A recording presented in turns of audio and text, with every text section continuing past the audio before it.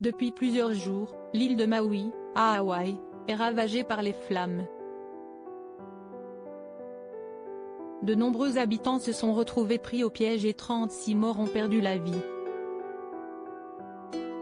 Ce vendredi 11 août, TMZ annonce que Jayden James et Sean Preston, les fils de Britney Spears, sont retenus sur place avec leur père.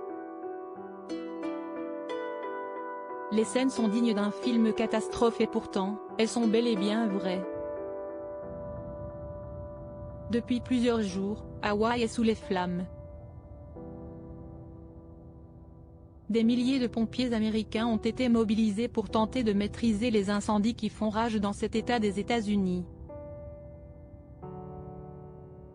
La station balnéaire de Lahaina a été ravagée par les flammes et les nombreux témoignages de locaux se multiplient dans la presse américaine. Ce jeudi 10 août, la CNN a déploré 55 morts sur l'archipel. Le média américain a d'ailleurs rapporté que plusieurs locaux ont fait le choix désespéré de sauter dans l'océan pour échapper au feu.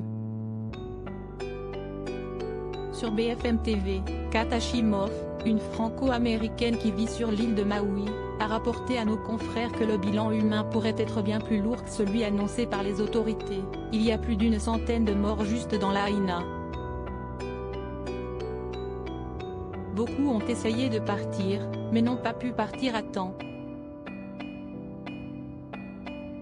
Beaucoup de personnes se sont évanouies avec les fumées, qui étaient tellement noires qu'on ne voyait pas les gens sur le côté de la route, relate-t-elle. Les fils de Britney Spears bloqués à Hawaï ce vendredi 11 août, TMZ annonce que Kevin Federline, sa femme, Victoria Prince et les deux fils de Britney Spears, Jayden James et Sean Preston, sont retenus sur l'île en feu. Ils sont en sécurité à Hawaï, mais les flammes qui ravagent Hawaï sont choquantes pour les deux fils de Kevin Federline, précise le média américain. Une source proche de l'ex-mari de la popstar rapporte d'ailleurs que toute la famille est en sécurité. Ils ne sont pas physiquement touchés par les feux, car ils vivent dans une île voisine, où ils ont emménagé il y a 2 semaines de cela, révèle l'indique.